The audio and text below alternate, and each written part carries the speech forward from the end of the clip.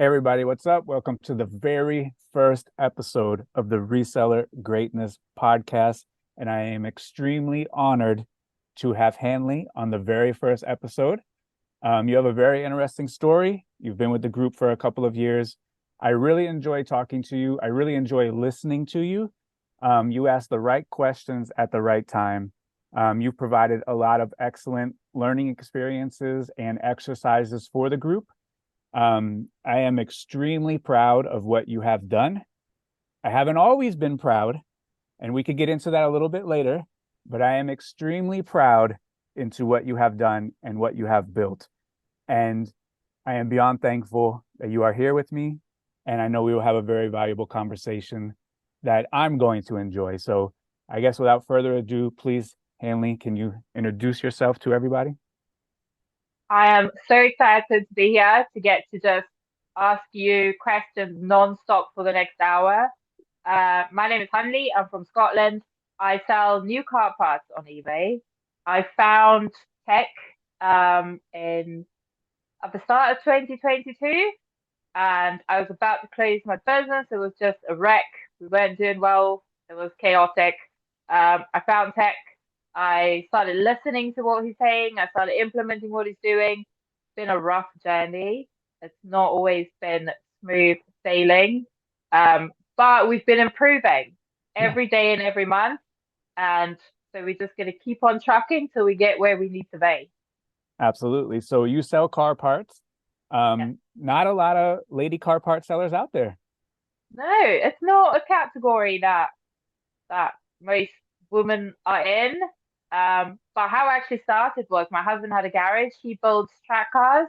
So he had a garage full of parts. I'd just come off maternity leave. Didn't want to go back to work, wanted to stay with the kids. I started selling those on eBay, trying to impress him a bit as well, because at the time he wasn't my husband yet. And I got a ring. I sell car parts. We're married. It's all good. Yeah, what a beautiful life. What a time to be alive, huh? And I know. so you sell in Scotland, and even me, I'm not totally familiar. When you sell in Scotland, do you sell to all of Europe or do you Yeah. just sell to eBay Scotland? No, so Scotland is part of the United Kingdom. So when you Yep. sell, basically we sell to the United Kingdom, and then a lot of my business come from Europe as well.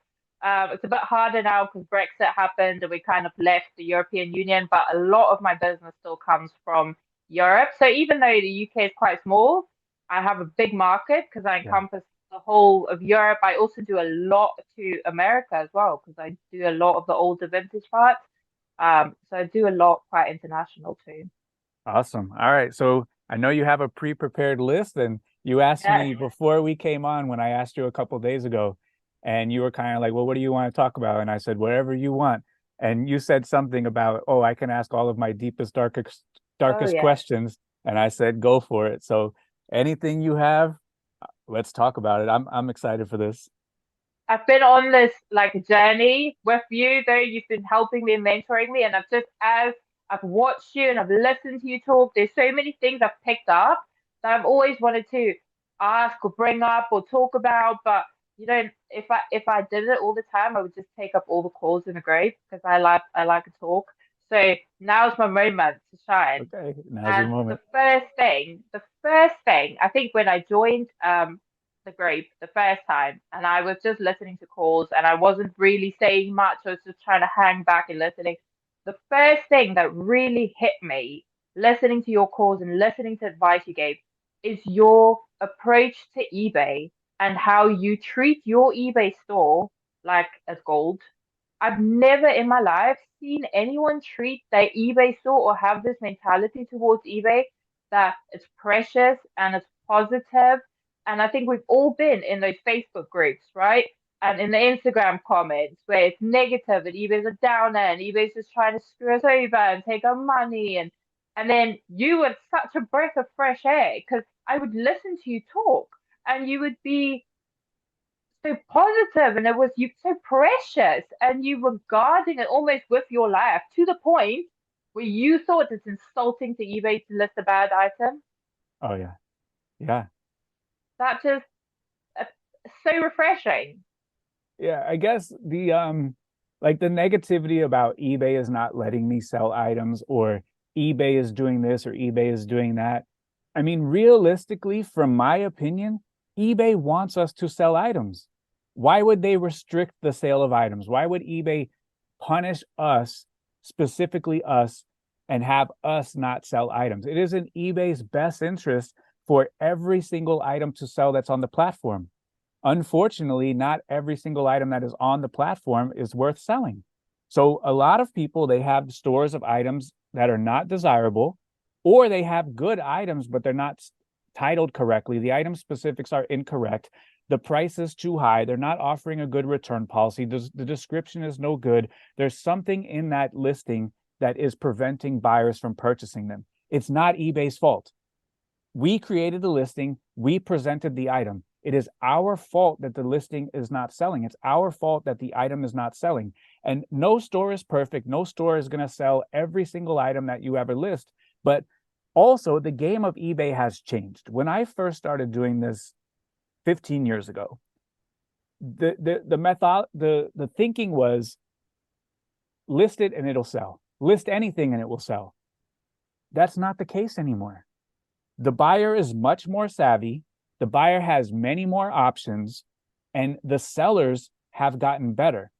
So if you want to continue to sell to a savvy customer who has a lot of options, sometimes the option is better than eBay if Amazon is an alternative, because they can guarantee a quick delivery, where eBay still struggles in that a little bit because they require on us to fulfill the order. So that's the advantage Amazon has.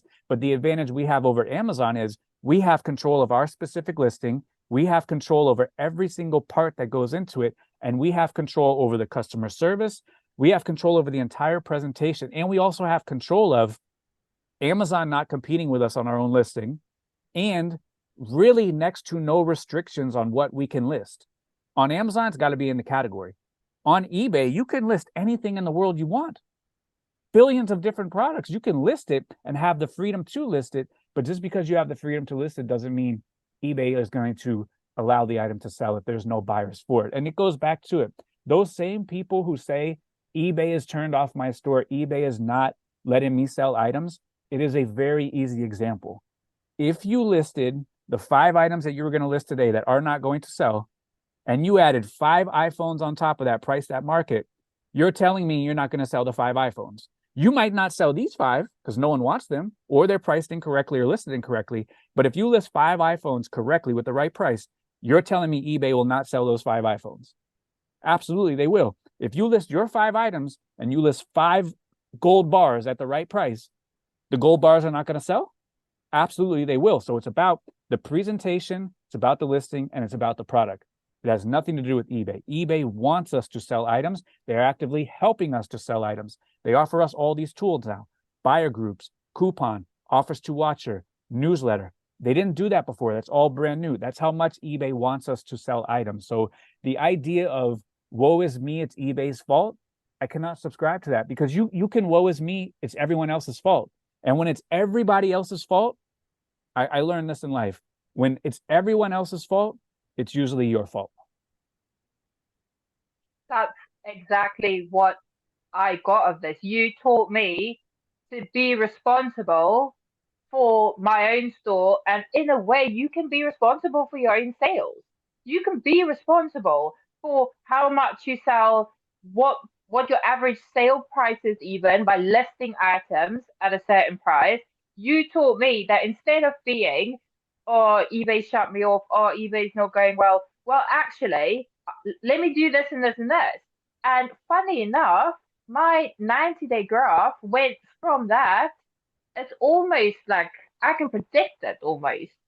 Like I know exactly what's going to come in and exactly how it's going to go, because I took responsibility and I decided this is my business model. And if I stick to this and I do it this way, then eBay's just going to keep coming. It's not, they're not Keeps going to coming. turn me off if I'm No, making the money.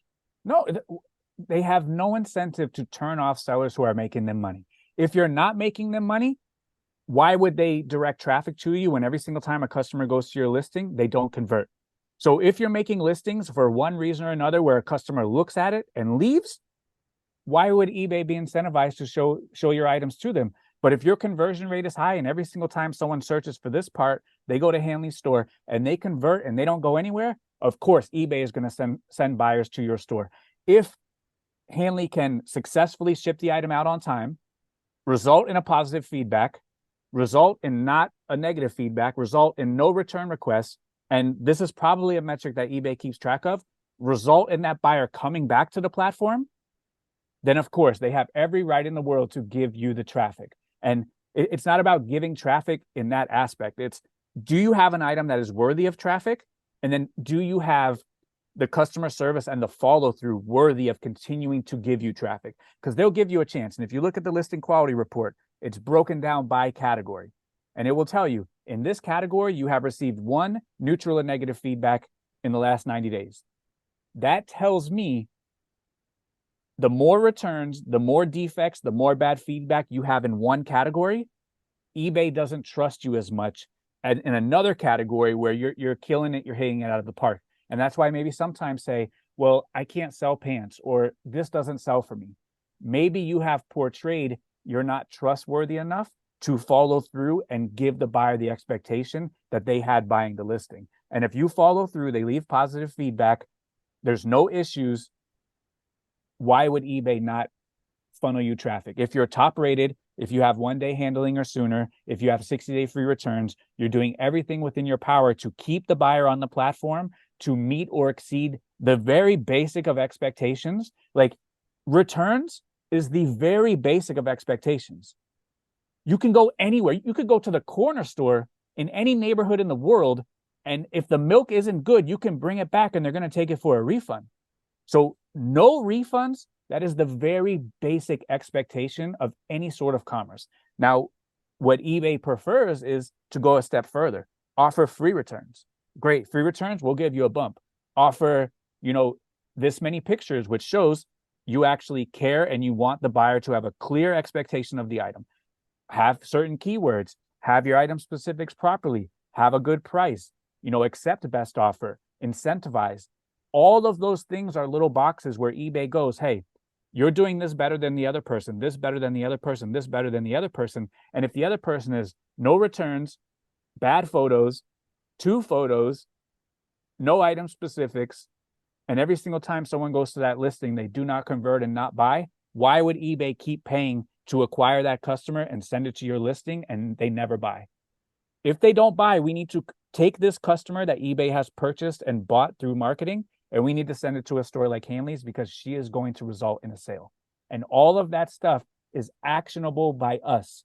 We have 100% control over the listing and the product we put out into the universe. And if we do the right thing, we have the right product and it's priced at the right price, eBay will reward you. And that's something that I've been saying since the very beginning of the group. eBay will reward you. Because the way, and this is one of the first things I got from you, the way to eBay success is through the customer. Oh, yeah. The way to make eBay work for you, the way to make eBay the platform we need is through the customer. If you show eBay that you are there for the customer, you make customers happy, eBay will just throw them at you. They'll just, because they want you to keep their customer, because without the customer, eBay's nothing. eBay can have 40 million sellers on, but if all the customers are angry, we've got nothing. We've got nothing. I don't understand why that is so hard to believe. That makes absolutely perfect logical sense to me. But for whatever reason, we have a hard time believing that. But it's the basic thing. If this was Walmart, if this was a grocery store, if the grocery store, every time you walk in, there's roaches and rats and they're always out of stock and everybody is unpleasant, the customers would not go there and the business would cease to exist. So they are incentivized to keep it clean, hire good staff, and make sure their stuff is stocked up. Same thing we have to do. We have to do the same thing if we want the customers. And eBay has to do the same thing on a grand scale of, we have to have good customer service, good employees like us. We have to have no roaches and rats. We have to have a good presentation, and we have to have a good price. That's it. That's business. eBay's doing it. We have to do our part too. We have to help eBay help us. And I think a big part of that I learned from you as well is that there are bad buyers on eBay. That does exist. There are buyers who take advantage. There are trouble buyers, but it's how we deal with the situation. Like we're not saying you have to treat every single buyer like they're always right and nothing. You just move on, sort the situation, move on, put them on your block list if that's what you want to do. That doesn't mean that the next 10 buyers are going to be bad and you should then treat them that way. Like Absolutely. it's normal. Every single business in the world has some troubles with buyers. Every single business. There's Yeah, no business that works with a customer that has never had any customer service issues. And one of the absolutely. biggest things that you taught me is that bounce back. Deal with it, rub it off, let's move on. Because I would get a return. Unfortunately, in the car parts category, people like to buy new parts and send us back their used ones. It happens every now and again, right? That used to ruin me for a week. I would be furious at every single customer for a week about this. Now everyone's a scammer, and I'm done with this. And you are just like, that's fine. We'll sort the issue. Put them on the block list. We're gonna move on. Yeah, and you can resell the item. It's not like it went to zero. You can resell the item. You're fine. But I think that we get caught up in the customer issue because we don't know what our protections are. Buyers have protections, sellers have protections as well, but we don't know what those protections are. We're not educated into those protections. And whenever the posts come and go, what am I supposed to do in this situation? Well, if you knew what your protections were, this is a very easy situation. The buyer threatened you. That's feedback extortion. Don't worry about it. You can go to sleep happy because the customer dug their own grave. Or, this item shows it was delivered, but the customer's trying to scam me and say it wasn't delivered. Well, what is your protection? Upload the confirmed tracking number that shows delivered, move on about your day. Or this customer said that this item was broken in the mail. I think they're trying to scam me. I packaged this 110% good. Well, what are your protections? Did you ask them for a photograph? Did they provide a photograph of it damaged? Did you package it correctly? Did you purchase your label on eBay? Was it priority or ground advantage? Did you know that both of those both come with $100 of free insurance? If so, no problem. I apologize for the inconvenience. Thank you for the photos. Here's a full refund. Let me file a claim. The post office will make me right. If we know all of our policies and we know all of our protections, it's no big deal. Did a customer do a switcheroo and send us back another item? Take a photo, message it to the customer and say, hey, I think you sent me back the wrong item. Usually 9 times out of 10, they have multiple returns open. They're a serial returner and they swap the labels. Fine, no problem. Call eBay, say, hey, I think this customer swapped the labels. They sent me back a wrong item. What can you do to help me? And they're going to say, let me check on it. If you are a good eBayer and you don't make these claims all the time and the price is within reason, eBay will send you a full refund. They'll give the buyer a refund. eBay will send you a full refund. There's that protection. If for whatever reason eBay does not give you a full refund, you have the right to issue a less than full refund. You can withhold up to 50% and fine, you're out 50%. Maybe you can resell the item and you get even. Okay, fine. You're out 50%. They sent you a garbage item. We're not in business for one day. We are not in business for one transaction.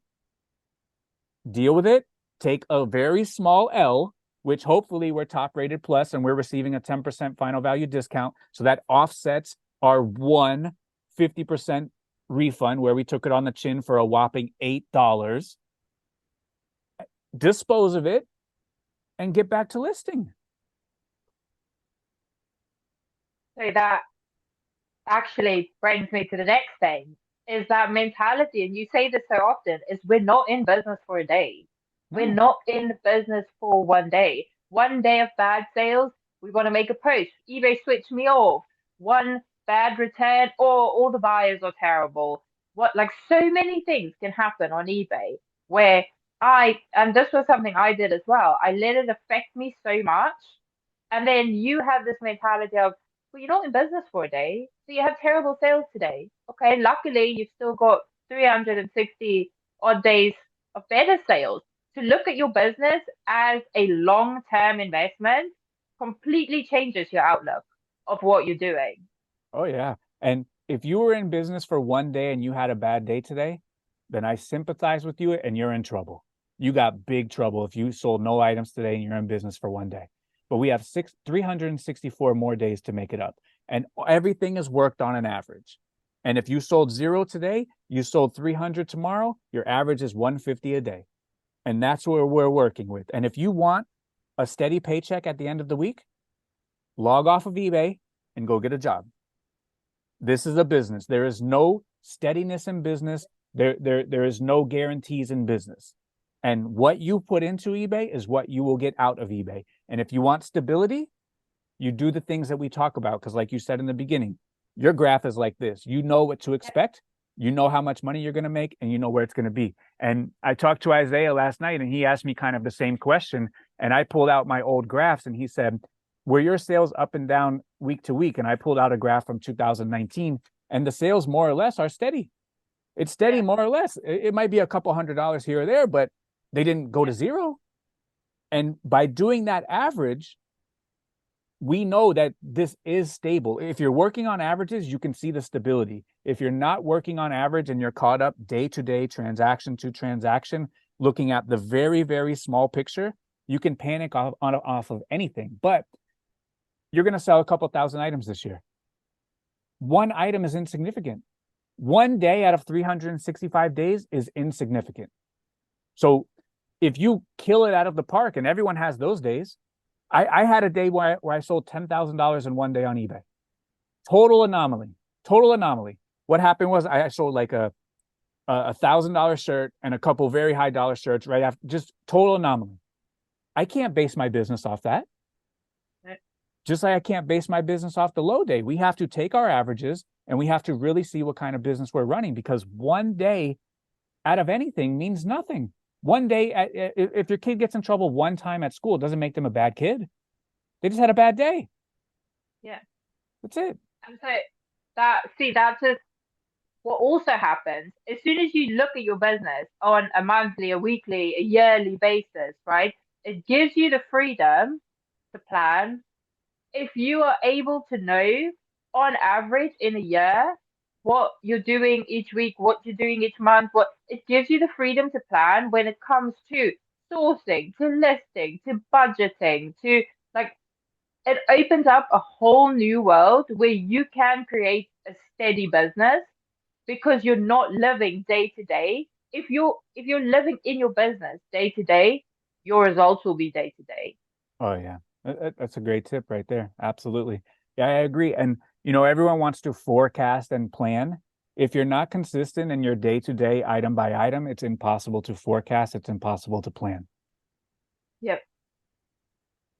And so the second thing, so when I was in the group and this mentality shift happened for me, and this is something you're quite famous for. Most people know you say this, but it's some of the money all of the time, not all of the money, some of the time.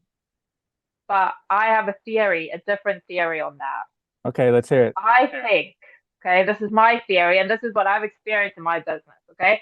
I think the reason why sellers don't want to grasp that and don't want to understand that and implement it is because we're bad at sourcing. So if I have a £500 item, right? And someone makes me an offer for 250 quid, but I found that item by pure luck. I don't know how to find another one. I don't have consistent sourcing. I don't know where my next stock is going to come from. I'm going to want to hold on for all the money because I'm scared. I'm scared I won't find another one, right? But, okay, you have a $500 item, right? You already know where tomorrow's stock is. It's already on its way. You already know you're going to get another one. You already know where to find another one. I can send you out today and you'll go find another one. So you're like, yes, give me the 250 because I'll just chuck another one on there in a week's time.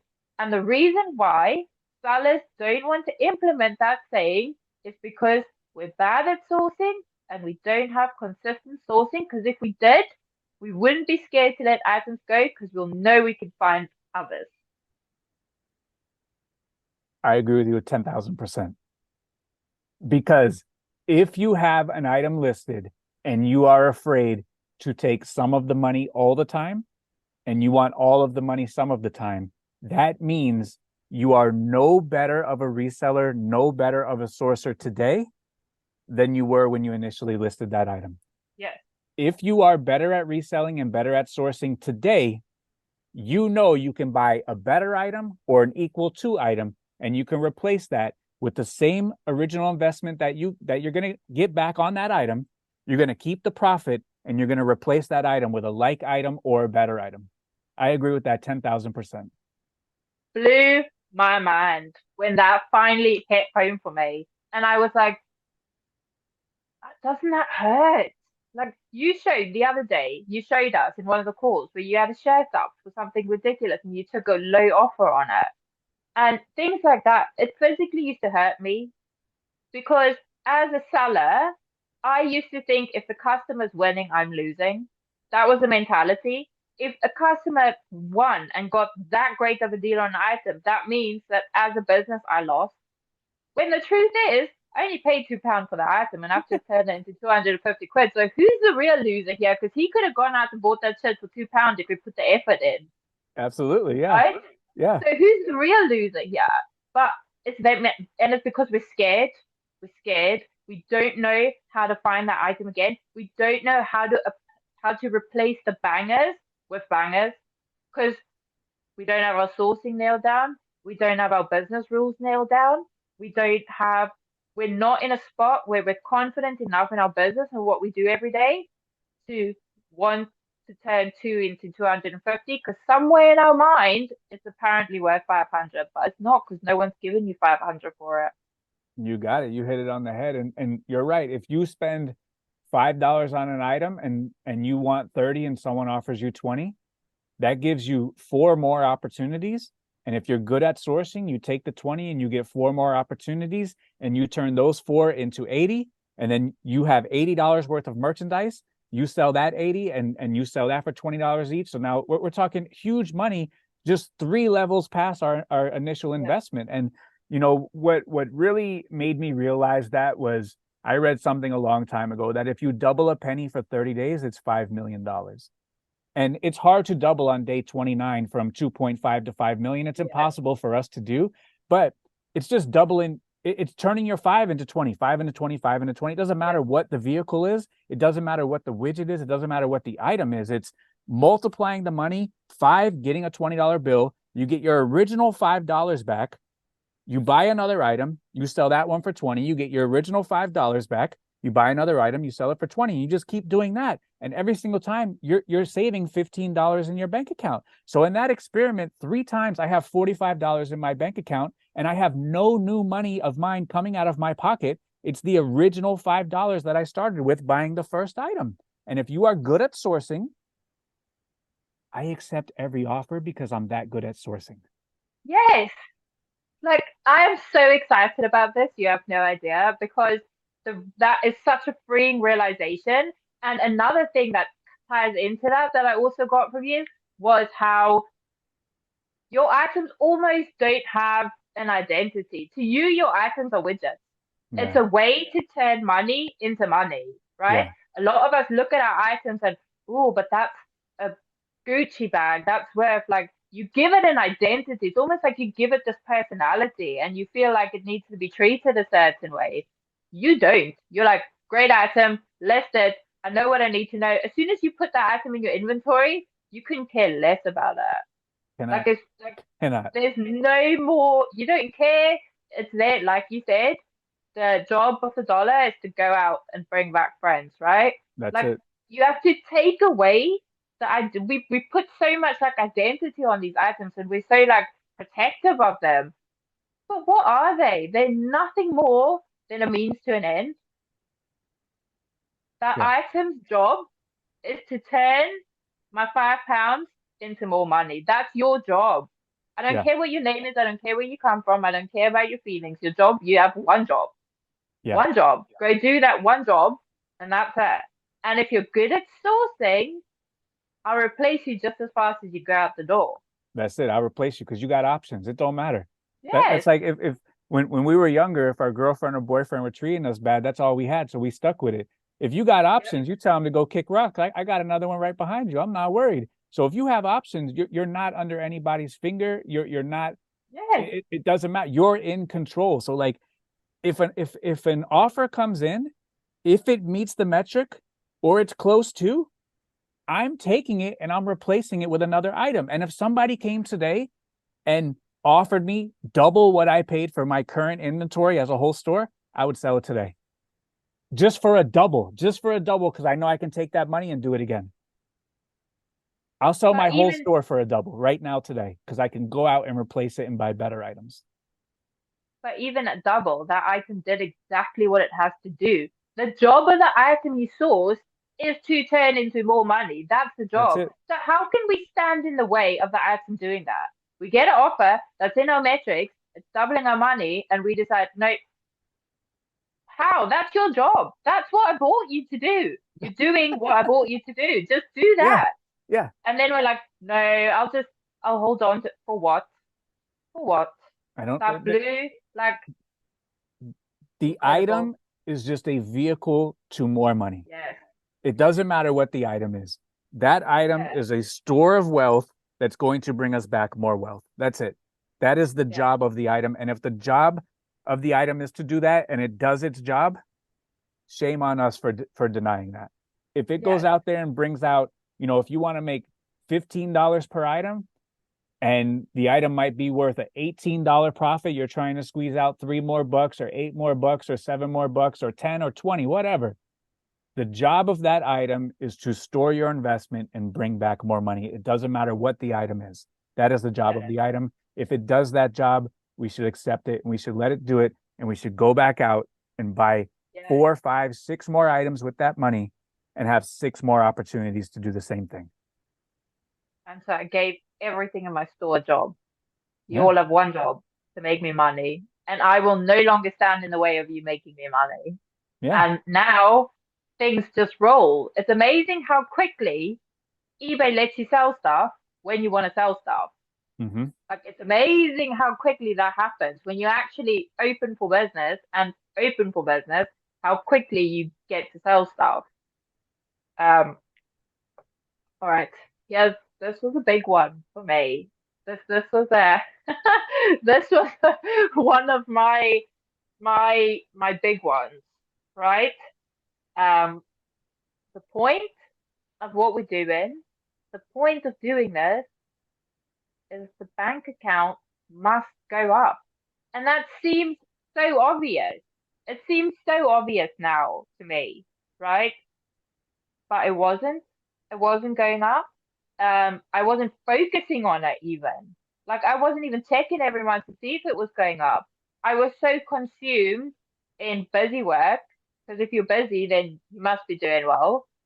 Um, that I wasn't even checking. I think so many people are so caught up in other processes that we're not actually checking one of the most important things and the whole reason why we're doing this. Why are we doing this if it's not to make money? Yep. And on the $100,000 call that we have in the group, that is one of the metrics that we have to report back every single week is what percent did your bank account go up? So no one is obligated to share what is in their bank account, but it has Yeah. to go up 1%, 5%, 10%, 20%. We just have to keep an eye on it and we have to, that has to be our focus. And, I've been talking on this podcast since 2016, 2017. And, the kind of running joke is like, oh, well, you've been saying the same thing for 8 years. I've been saying the same thing for 8 years because all of my answers and all of my decisions are driven by, is your bank account going to go up? Yes or no? And that's why the answers are exactly the same because if I do this, what should I do? My response is telling you what you should do because that's going to increase your bank account. And a lot of revenue, no profit. I don't want to do that. I don't subscribe to that. A lot of busy work and no production. I don't want to do that. I don't subscribe to that. And there's many different ways how people can go down that path and, get into trouble where they are overspending, sourcing too much. And then what you were kind of doing, you were ordering product, cherry picking the best stuff, listing that, and then the stuff you didn't want to deal with sat in the garage. So all your money was in stock on eBay for sale or in your garage not for sale, Yep. and the bank account was not where it was supposed to be. No. And those items in my garage can't do their job. Right. But guess what? If they're in your garage, they're not going to sell, are they? Right. And what happened was I had reached a milestone in my business. A turnover milestone that I was very proud of, and I had screenshotted it and I sent it to my husband, and I was like, "Ooh, look, I've done it," and he made a joke and was like, "Oh yeah, but that's not what's in our bank," and I was like, "Right," and then I went on a call with you, and I think I said, "I've done all this work. Look at all the things I've sold, and I have nothing to show for it." I have nothing. Like I I want to be making money, and that's the one thing I don't have. What I have is buildings full of stuff I didn't want to deal with because I source in bulk. So I would get my bulk stuff, I'd list all the easy stuff, and then another deal would come up and I'll buy that deal because it has more easy stuff in, and collectively all that other stuff just started piling up, piling up to the point where when you put me on a sourcing ban, I actually, at 35 items a day, I didn't have to source for 6.5 weeks. That's how much stuff I had in my garage. Wow. And Yeah, six and a and, half weeks. and during that conversation, you were very open, very honest, maybe even contemplating continue doing this. Yeah, You were you were pretty broken at that point. And I told you that I was disappointed in you because I know how much potential you have and I know how smart you are. And the mistake you were making was maybe I saw it as due to laziness. yes, I saw it 100%. as you wanted to deal with the easy stuff Yep, and the next shiny one was available and we went and bought that so we could deal with easy stuff and we put yep, all the hard work and everything else beside us and I knew you knew better than that and you ended up with a lot of revenue, yep, a great yep, eBay store that produces a lot of money, but all your money was into stock and then in your garage, and no one ever knocked on your door tried to buy that stuff in your garage. Was not for sale. right, And for how well that I knew you, I was disappointed in that. And I don't give people the answer that they want. I give people the answer that they need. I am tough, but I am fair. And you know, that you being that open kind of revolutionized a lot of stuff in the group because a lot of people went through the same thing and you yep, were the only one who was willing to be open and honest about it and you did turn it around and now you report back all the time that you have a beautiful business that makes a lot of profit yep. and That that I actually is what I have. love. Yes, and that Yes, you have in your bank account. yes. Um, that was hard for me. That was very hard for me because I also, I think, got a bit caught up in looking like a successful reseller. You know what I mean? Like, I think Mm-hmm. we get to a point sometimes where I'm listing this much a day, like my 90-day total is this, I'm doing so great, everything's great. And I had this deep secret locked in my garage, literally. And that day, I was like, if I don't get help for this now, and I don't just, and because I kept listening to calls, waiting for someone to be like, why am I not like that? But I think we all sometimes, it's scary. It's scary to sit there and admit that something you've worked on for that long is not going in the way it's supposed to go. Um, but having said that, I then had to go do the work for six and a Yeah. half weeks. I wasn't allowed to source. I had to go deal with all of those items I put aside, which was 6.5 weeks of horrible items, not sell price wise, but chunky items, things I didn't want to photograph, things I didn't want to deal with. Um, and I've learned that lesson. I've learned the lesson that doing it on the spot is so much easier than dealing with a whole garage full. Like dealing with three awkward items a day is so much easier than dealing with the whole garage full every single day. Yeah. And so like an added complexity or layer into that is because your business, you order stock like by the pallet. So Yeah, you also felt like you had the pressure of when my yeah, supplier says I have another a batch, I have to purchase it even if I'm not ready for it. And yeah, so you after that you had to talk with the supplier and you were forced to find more avenues, find a different supplier, which is yeah, very scary for a lot of people because a lot of people don't want to make their supplier upset. But when you had yeah, the conversation, they were willing to work with you, but you had already moved on to somebody else by that time, yeah, right? Or are you still with yeah. them? No, so what happened was I did feel a lot of pressure from the supplier because I'd gotten into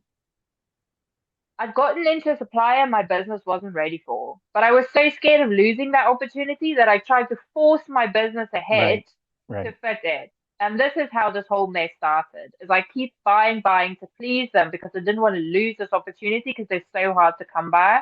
Yep. And then when it all went wrong and I realized what was going on, I had to approach them and be like, look, I can't buy for the next 2 months. I've got so much backstock. And he was actually really like open towards it. He understood. Um, what then happened was during that 6.5 weeks, I realized how profitable I can be if I stopped trying to pretend to be bigger than I was. If I only bought what I needed, look all this money that's coming in. Yeah. Why do I want to go back into that situation? I didn't want to force my business to grow too quickly. So I decided to open up some other avenues and we put a lot of effort into like canvassing and opening up sourcing. Um, and I think that's something a lot of people struggle with. And it's something I've heard people say as well, where you find a really good source or you find a really good, honey hole, and then you're so scared to lose that you get yourself into one of the biggest problems that resellers face, which is overbuying. Yeah. And it's so important to know where you are. So you don't need to try to be anything other than what your business is right now. If you're not profitable where you are right now, I promise you, you're not going to be profitable where you think you need to be to please the supplier. It's just Yeah. not going to happen. Yeah, it's very hard to scale into profitability. So, In this business, it's almost unheard of. So, all right, so you have things turned around. You have a beautiful business that is now profitable. yes. What is that feeling of doing all of that work and getting to that level? See, that's another thing. So I did all the work, the money's coming in. I felt honestly, I felt successful for the first time as a reseller. Like honestly successful. Because there was a lot of Nice. times I would tell people I'm successful, but I knew in the back of my mind, I knew what was going on. For the first time, I felt like I actually have a successful business. Um, and that's such a great feeling. And then on Sunday, when you reopened the group up, everyone had posted their 90-day totals because we're all doing starting points, right? So we want to be Yeah. able to look back in a year or two and be like, and it's not for vanity, it was for this is where I am when the group starts. Yep. I want to see how I can progress. That's all it is. Yep. Um, and I was so humbled in a beautiful way, Yeah. like in a beautiful way. Yeah. I was so caught up in my success that my business is doing the basic thing it's supposed to do, which is generating money, right? That Profit, I'd, generating profit, not yes, just money. Yeah. generating profit, Yep. that I'd kind of taken my foot off a bit. I was still doing my listings and everything I was supposed to do, but that drive and that hunger that I felt when I was sorting out this problem, I kind of like simmered off a bit. And then everyone was posting their numbers, and I was so incredibly humbled and inspired and realized how much I'm still leaving on the table. I realized how much there is to go around and how badly I want a bigger piece of that pie. Yeah. And I've just like, it just lit me up again. And I'm so over that struggle and that part now. I'm like, yep, done it. I'm moving on. Next one. Because now Yeah. I'm so fired up. Yeah. And that is what excites me the most about you is is you have the potential to do such great things. And the questions you ask and the conversations that we have in the group, you have the potential to do great things. And that excites me so much about you and your business. And like I said, we had a little bit of a rocky road for a short time, but I am beyond proud of what you have accomplished now and what you have achieved. Broke my heart. It broke my heart that day, you said to me on the call. But not only did you say it's disappointing, I think you said that's just wasted potential. It was Yeah. so sad. I think I Yeah. cried. That's the worst thing we could do is waste potential. I Yeah, I I talk to my son about that all the time. If we have the potential to do stuff, it is our responsibility and our duty yeah. to live up to that potential. Which brings me to another thing that I heard you say on a very old call, right? And it's not something I've heard you say recently.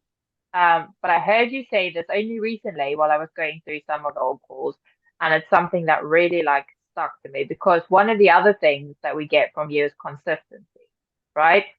And it's good. You teach us all these things and how to do all these things, and I kind of see it like gears in a clock, right? Good at sourcing, and one starts turning, and you're good at pricing, and so it turns. But if you're not doing these things consistency, then the clock starts losing time, doesn't it? So it Yeah. starts okay. So so if you want to keep that clock ticking on time, you've got to be consistent, right? And that is such a hard thing for us to grasp sometimes because consistency takes effort, Yeah. right? A lot of people want to believe that eBay, you can put in part-time effort for full-time results, which I'm sure if you're selling gold bars at half price, you can, Yeah. but for the majority of the case, that's not the case. And then I heard you say something on an older call, and I don't know if you remember saying this, but this has become my new favorite thing, right? You said, not being consistent daily is cheating your future self out of the success you deserve. And that was just incredible because we don't feel it today, do we? No. No. But if you don't keep that turning, that clock starts losing time and it doesn't lose time in the 1 minute or 2 minutes or three. It's going to lose time over a month, over 2 months, over a year. And before you know it, eventually you're so out of sync that the clock is useless. Yeah. I figured that figured that out in respect to eBay when I was really grinding and really coming up and when I was working on the tree service all day, I would be dead tired when I got home. And I knew I still had to list 120 and photograph 120 by the end of the day. And there was a lot of days where I didn't feel like doing it. There was a lot of days where let me just list 20 instead of 120. And by listing 20 instead of 120, there's that 100 items that's missing. That 100 items, if you have a $20 sale price, is $2,000. You have robbed your business of $2,000 of future revenue and the profit that goes along with it. And nobody would ever know. My wife was asleep. It was 1 o'clock in the morning when I was listing. My wife was asleep. My son was young. If I didn't list these extra 100 items, nobody would ever know. Yeah. But my business would know. My business would know that I robbed them of 100 items and $2,000 worth of revenue and income. And you're just robbing yourself. The Yeah, only person you're hurting and the only person you're robbing and the only person that's going to be hard done by is you. right. And and it doesn't matter today and it doesn't matter tomorrow. eBay will Right. still give you the sales tomorrow.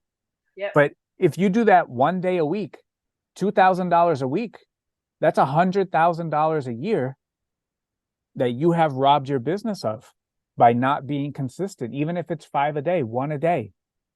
Over Yeah. the course of a year, you have robbed your business of thousands of dollars, but you don't feel it today. No. You feel it in the future when that those sales should have been there. They're not built up to be there when you need them at that time. And that's when your business starts to go down. Yeah. And that's when you come back to, oh, eBay switched me off today. But wouldn't your store have benefited from an extra 200 items on that day you had slow sales? Maybe if you had those 200 items up, you wouldn't have had slow sales. Maybe though that was what was in demand on that day. And I think that Absolutely. that hits it home so hard that the only person you're hurting is you. Yeah. And another thing that you said in one of the older calls was um someone was saying, why do you do this every day? Where do you get the motivation from, the consistency from? Where do you get the determination to? Like you say, go home and at 1 o'clock in the morning, get 120 items up, and like that push, that drive. We all look at it as kind of unnatural. It's unnatural in today's world to have that fierce drive and commitment. And what your answer was, and you can elaborate on the story, but it was the bills are due every day, and that how can you not if you have things every day, you have responsibilities every day, you have commitment every day, you have so if those things are still going to keep coming every day, whether you give up or you keep going, they're not going to stop coming, right? My goals, my family, my children, I have three beautiful children, my husband, my new life here in the UK, those things are they keep coming. And so you can decide to keep going and to those bills are due, or you can decide to just give up, and then where do you end up? Yeah, sure. And so the bills are due every day. That came from when I first started the landscape company. A friend of mine had a company and I needed an extra guy.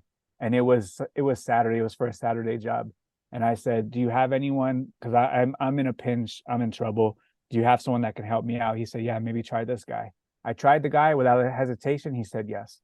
We worked together all day. Great guy. We ate lunch together. We ate dinner together. It was a long day. Great guy. And we didn't finish the job. And I said, "Hey, do you think you can work on Sunday?" And nobody wants to work on Sunday. And I said, "You think you can help me out tomorrow?" And he said, without hesitation, yes. And he said, "The bills are due every day." And that told me whether it's Monday or Saturday or Sunday, your cell phone bill still charges you, your internet bill still charges you, your kids still eat, you still eat, and we have the opportunity to generate income 7 days a week because we're getting whacked 7 days a week. The bills don't just hit us Monday through Friday on the days that we work. The bills are there Saturday and Sunday as well. We're getting charged for bills right now. In the middle of the night, they're charging us. Like it's around the clock, 365, we're getting charged for bills. And it really opened my eyes when I was driving on a long drive with my aunt. I think one of my relatives passed away and we were going to deal with that. And she was saying, like, you're kind of doing well with this whole eBay thing, huh? And I was small time back then. And I said, yeah. And I said, my goal is to make $100 profit per day. And she said, 500 a week? Like that's really good. And she worked in an office, she was a secretary, and 500 a week was probably how much she made. And she's like, man, yeah, 500 a week, that's great. And I said, no, that's $100 profit per day. That's 700 a week. And then she kind of sat back and she realized I was making more money than her selling stuff on eBay because we have the opportunity to work 7 days to generate 7 days worth of income, where she had the opportunity to only work 5 days and generate income. So that mentality of this opportunity of eBay, which allows us not only to generate money and profit 7 days a week, but 24 hours a day. We all wake up to profit in our bank account. Every single morning, we wake up to money while we were asleep. And for Louis, the guy who helped me out on Saturday and Sunday, every single time I called him, he was ready to work. And that was the joke. He would jump in the truck and he would go, bills are due every day. And he was the happiest guy, hardest working guy I have ever met. But his philosophy was the bills are due every single day. And he is absolutely right. He had no education. He sent all of his money back home. Where he's from, I've had a lot of conversations with him. Where he's from, they make $34 a year. So he has the opportunity to work every single day, make $150 and $150 in a day, and he sends it all back home because the bills are due every single day. And he has this opportunity, just like we have our opportunity of the bills are due every day. We have the opportunity to at least put our best effort forward on a daily basis as well. So, what's the why? Because this type of hunger and dedication is not something you can teach someone, right? I can try my best to force someone to be as dedicated, as determined, as put in as much effort, right? But another thing that I've really got is the why. The why. The why is what separates us. The why is what separates those who keep going and those who are never always consistent and who never miss a beat from those who are neither here nor there, right? Yep. Why? Why are we doing this?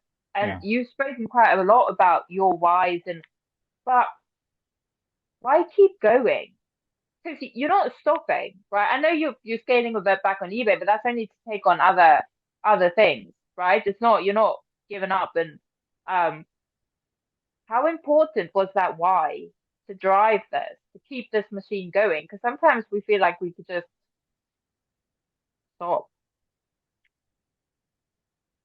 It's rather easy for me.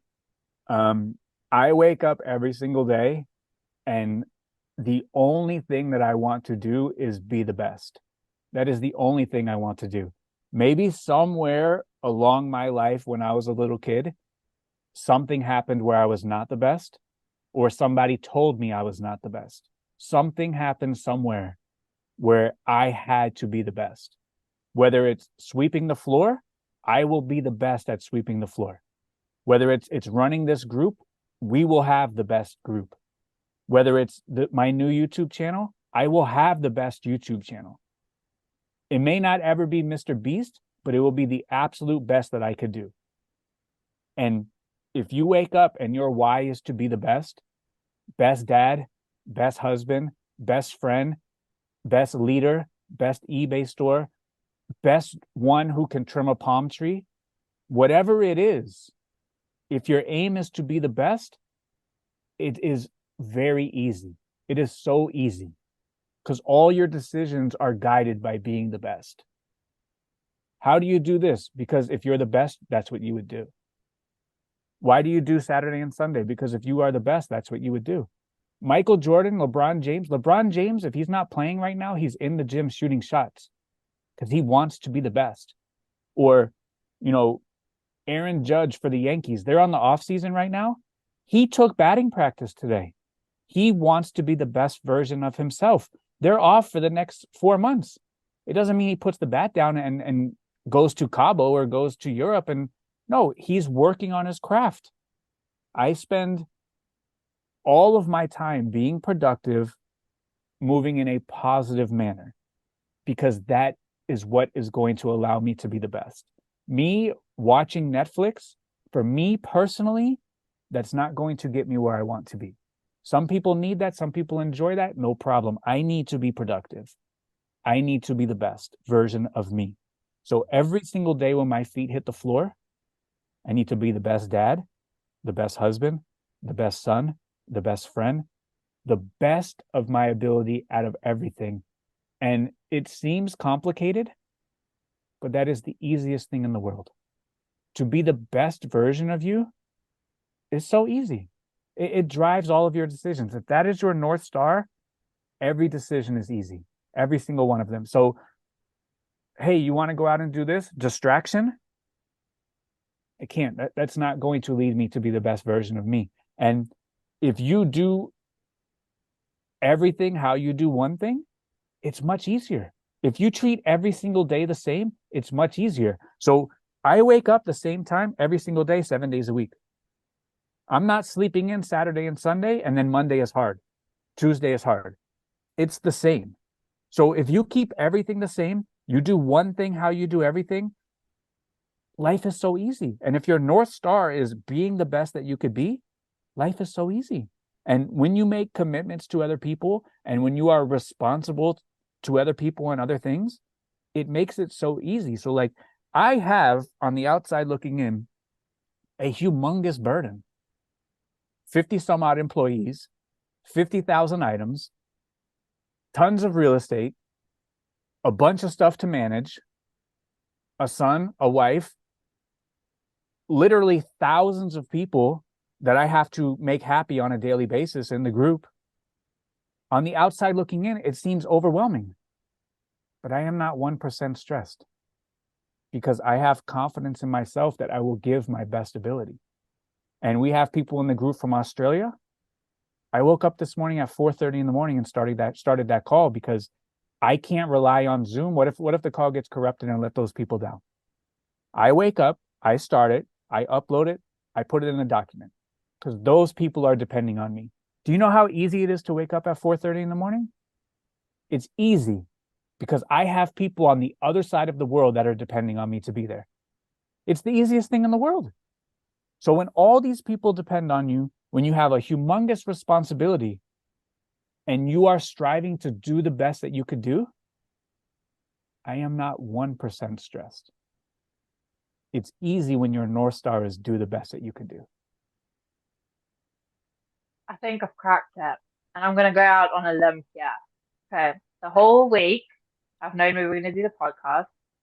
And I was going through my journey. I was writing down all these things I wanted to talk to you about and like what I've taken from you and everything. And I was kept trying to think of why you, right? Why you? Why are you so successful? Why do you have all these opportunities? Why do you, and not everyone else, right? Why you? Because that's a question so many people ask themselves.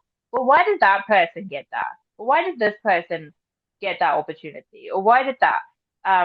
And I was really focusing on your journey and what I've seen and learned from you. And I was trying to put my finger on what about you is the reason behind all of that, right? And it's one word, okay?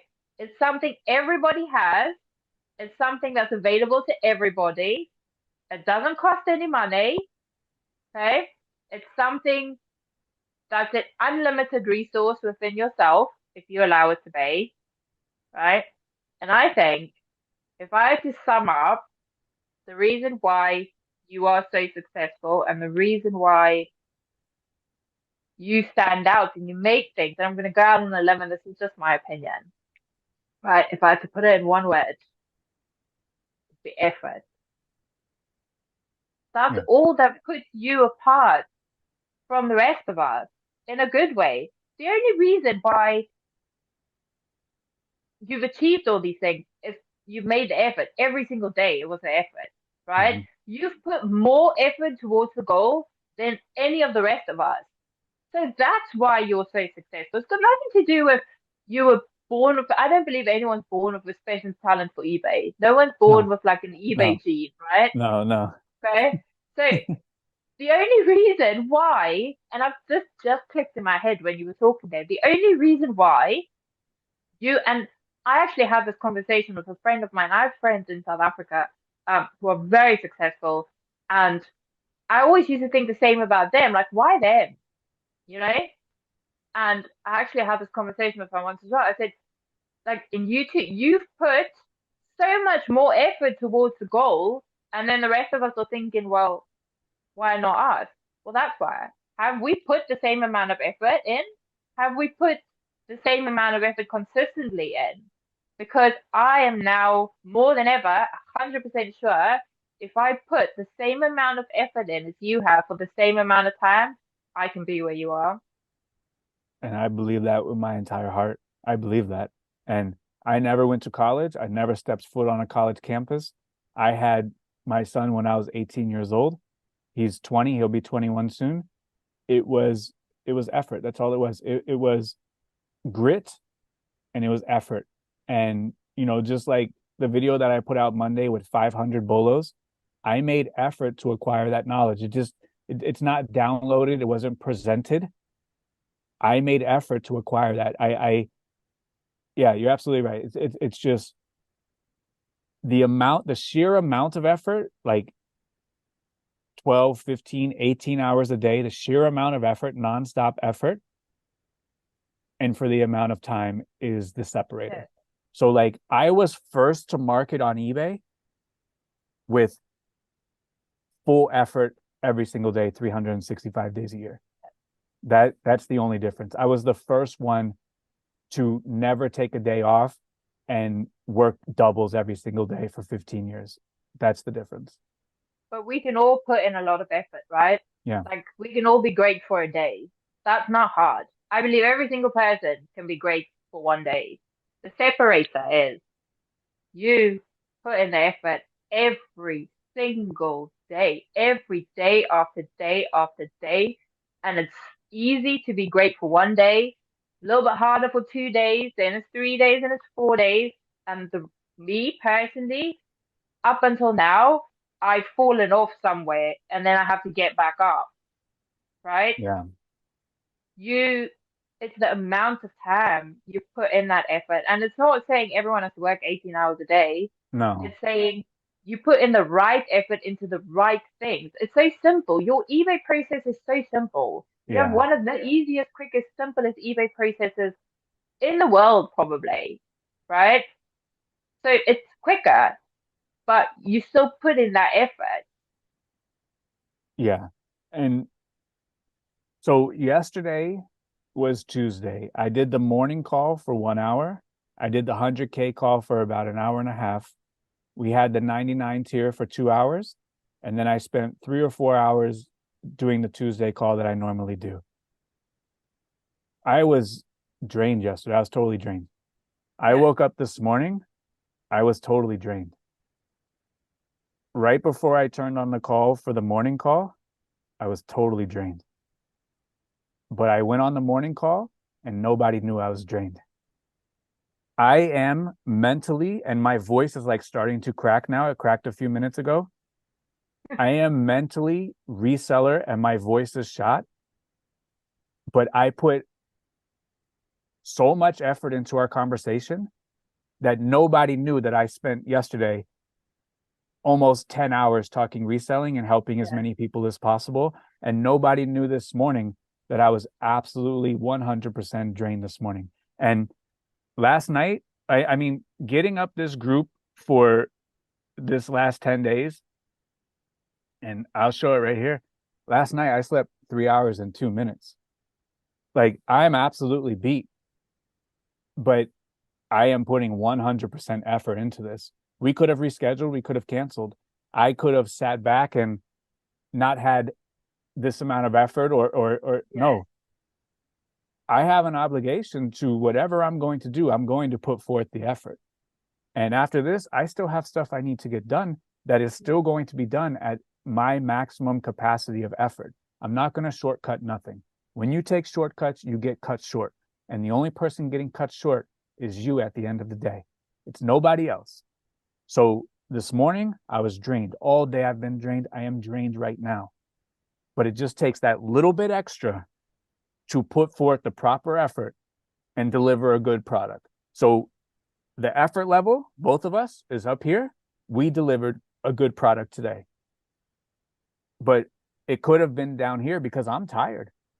Yeah. I've talked a lot in the last couple of weeks with all this going on. Yeah. But the effort and the expectation has to meet each other. And that is what it's about. And I always think, like, I'm sitting on here talking. We were sitting in the group talking.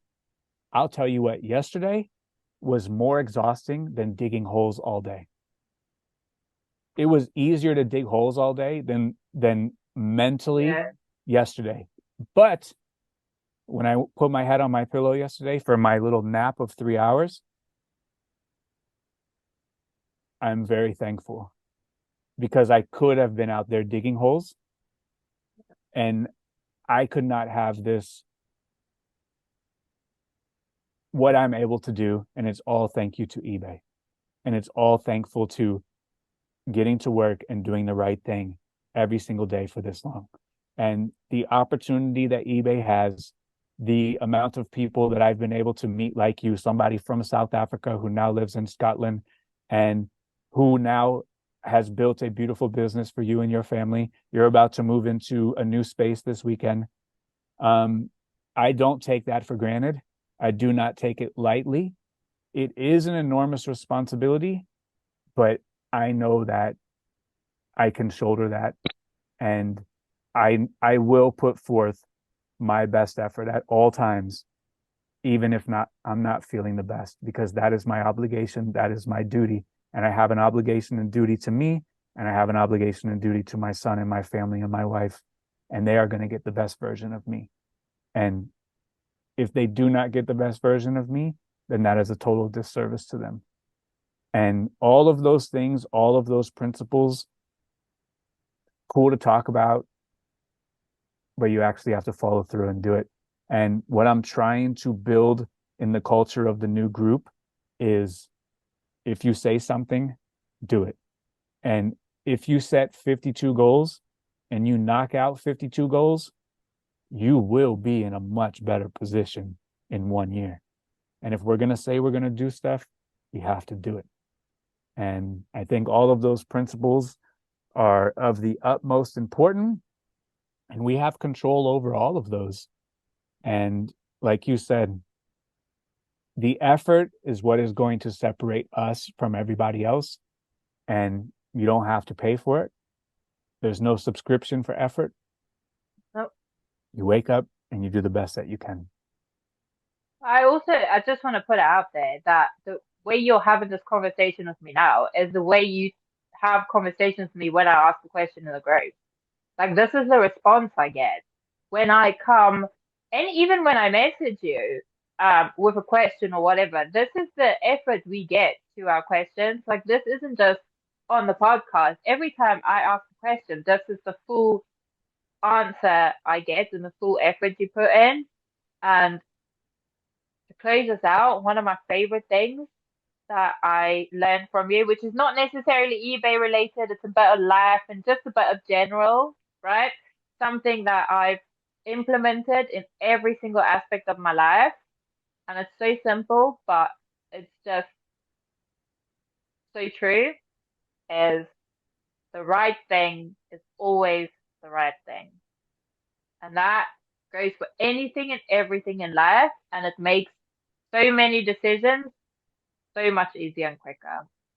Yep. And that came about when my son was young, and I offered him, and I offered him $10,000 if he can show me a scenario where the right thing is not the right thing. And I didn't even have $10,000 at the time. That's how confident I was that he would never be able to give me a scenario where the right thing wasn't the right thing. And when it was 1 o'clock in the morning and I didn't want to list that extra 20 or that extra 40, I knew the right thing was the right thing and I had to do it. Yep. And if that is also one of the things that guides you, is the right thing is the right thing, it makes all of your decisions much easier. And for this podcast to have you as the first one on, it was the right thing. So I appreciate you being on here so much. I was a little bit scared to ask you. I didn't know if you were going to come. But I am so thankful that you have come on, and our journey together, your journey inside of the group. I am so proud of what you've been able to accomplish this far. And I know that you're able to accomplish much more. And anything that you need, I will always be there to help you. And I will always give you my best effort, and I will always answer every question to the best of my ability. That's the least that I could do. But I thank you again for coming on. I'm extremely proud of you. And thank you again. I appreciate you so much. Thank you. Thank you. Thank you, everybody. We'll see you next week.